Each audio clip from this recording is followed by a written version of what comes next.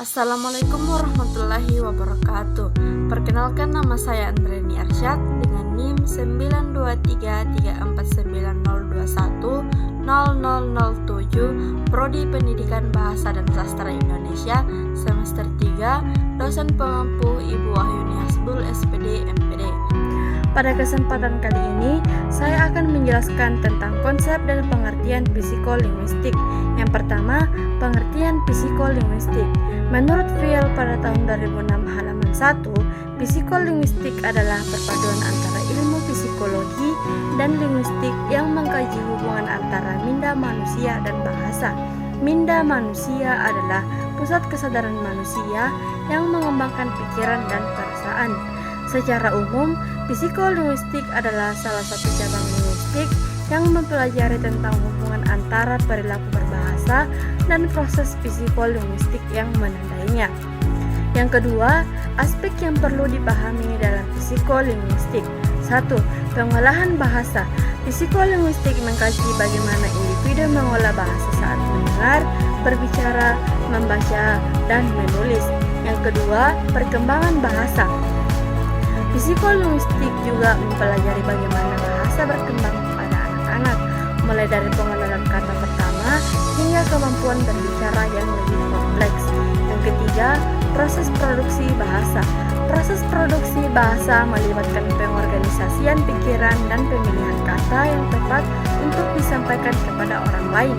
Hal ini meliputi tahap perencanaan kalimat, penyusunan struktur kalimat, dan pengucapannya. Yang keempat, pemrosesan bahasa dan memori.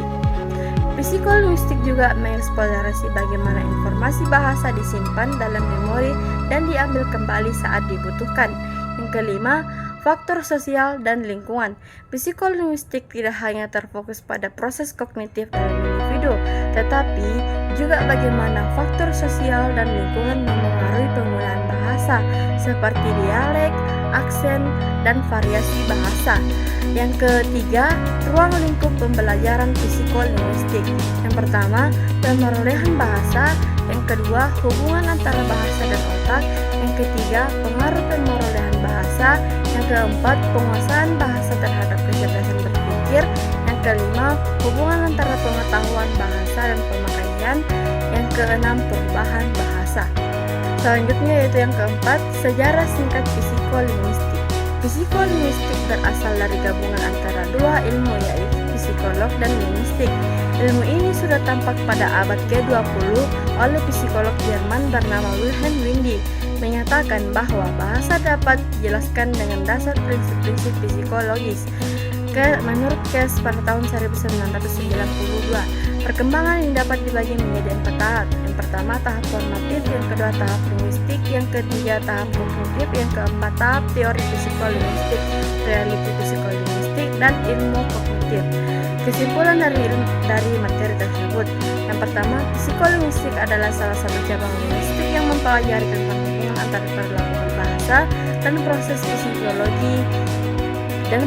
psikolinguistik yang menandainya. Yang kedua, aspek psikolinguistik. Yang pertama, pengolahan bahasa. Yang kedua, perkembangan bahasa. Yang ketiga, pengolahan produksi bahasa. Yang keempat, pemrosesan bahasa dan memori. Yang kelima, faktor sosial dan lingkungan. Yang ketiga, ruang lingkup pembelajaran psikolinguistik. Yang pertama, pemerolehan bahasa. Yang kedua, hubungan antara bahasa dan otak. Yang ketiga, ruang lingkup pembelajaran psikolinguistik. Yang pertama, pemerolehan bahasa. Yang kedua, hubungan antara bahasa dan otak. Yang ketiga, pengaruh pemerolehan bahasa. Yang keempat, penguasaan bahasa terhadap kecerdasan berpikir. Yang kelima, hubungan antara pengetahuan bahasa dengan pemakaian.